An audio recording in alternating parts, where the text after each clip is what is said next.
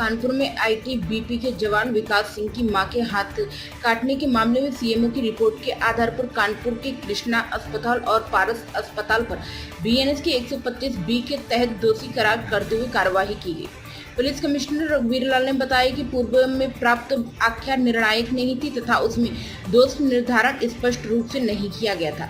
इस संबंध में पुनः पत्राचार कर मेडिकल टीम से बिंदुवार स्पष्टीकरण एवं दोष निर्धारण सहित रिपोर्ट उपलब्ध कराने हेतु कहा गया था। संशोधित रिपोर्ट में पारस अस्पताल एवं कृष्णा अस्पताल के द्वारा उपचार में अत्यधिक विलंब किए जाने को गंभीर लापरवाही माना गया है, जिसके परिणाम स्वरूप पीड़ित का हाथ काटना पड़ा।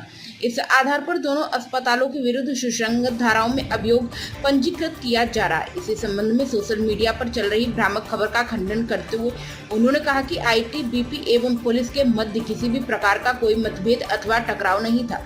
प्रकरण के संबंध में चर्चा हेतु आईटीबीपी के कमांडेंट एवं मेडिकल ऑफिसर को पुलिस कार्यालय में स्वयं आमंत्रित किया गया था, ताकि जांच से संबंधित कुछ महत्वपूर्ण बिंदुओं पर पुनः विचार विमर्श कर सीएमओ स्तर से विस्तृत परीक्षण कराया जा सके।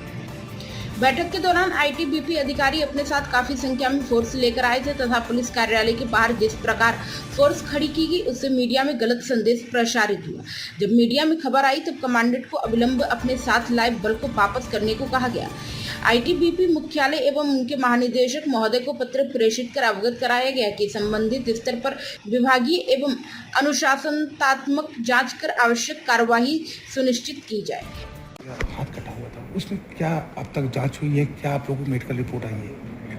सीएमओ साहब के द्वारा जो टीम गठित की गई थी मेडिकल, उसकी रिपोर्ट प्राप्त हो गई है और इस रिपोर्ट में पारस अस्पताल और कृष्णा जो अस्पताल हैं उनके विरुद्ध उनके लापरवाही के लिए एक रिपोर्ट दोषी मानते हुए प्रेषित की गई है और उसमें हम लोग बीएनएस के 125 बी के अंतर्गत अभियोग पंजीकृत कर रहे हैं। इससे पूर्व जो आख्या उनके द्वारा प्रेषित की गई थी वो कॉन्क्लूसिव नहीं थी, इस वजह से पुनः उनको आख्या भेजी गई थी कि दोष निर्धारण करके आप अपनी आख्या भेजें। इस संबंध में ये भी बताना कि जो आईटीबीपी के मतभेद दिखाए गए आईटीबीपी और पुलिस के बीच में, ऐसा कोई मतभेद नहीं था। आईटीबीपी के कमांडेंट और उनके मेडिकल अफसर को मेरे द्वारा ही कार्यालय में बुलाया गया था और ताकि उनसे चर्चा हो कि जो इसमें कुछ बिंदु हैं जो सीएमओ को फिर से उनसे पूछा जाए कि इन बिंदुओं पर भी आप जांच करके दें।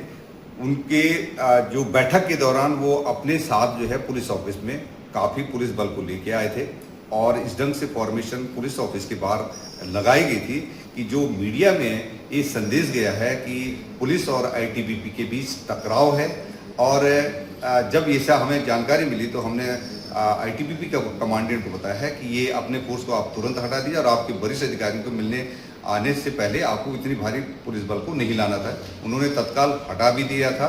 इस संबंध में उनके फोर्स हेडक्वार्टर को उनके डीजी साहब को अवगत रिपोर्ट प्रेषित की गई है कि वो अपने स्तर पर जांच करा करके संबंधित के विरुद्ध आवश्यक कार्रवाई करें।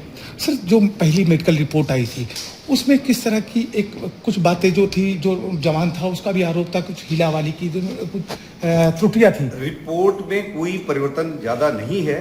पहली रिपोर्ट में दोष का बिल्कुल भी निर्धारण नहीं किया गया था और एक मेडिकल रिपोर्ट हमें भेजी गई थी जिसमें स्पष्ट नहीं था कि इनके हाथ को एम्पुटेट करने के लिए कौन जिम्मेदार था।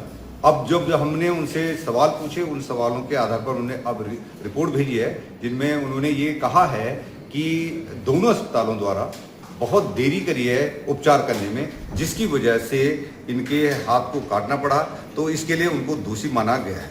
सर, एक आखिरी सवाल, जिस तरह से उस दिन फोर्स आया है, आप लोगों द्वारा बुलाया गया था कमांडेंट को, और जिस तरह से फोर्स आकर वहाँ पर काबिज हुआ था, कुछ सोशल मीडिया प्लेटफॉर्म, कुछ अन्य मीडिया पर्सन जिस तरह से चलाया है, आपने किस तरह की आपत्ति जताई है? ये काबिज करना शब्द सही नहीं है।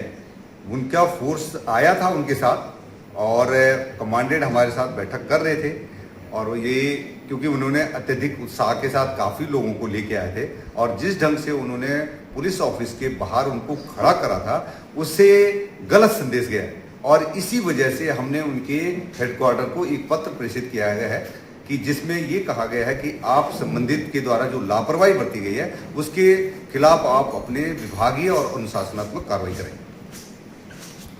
टाइम संदेश न्यूज से शकील अहमद की विशेष रिपोर्ट।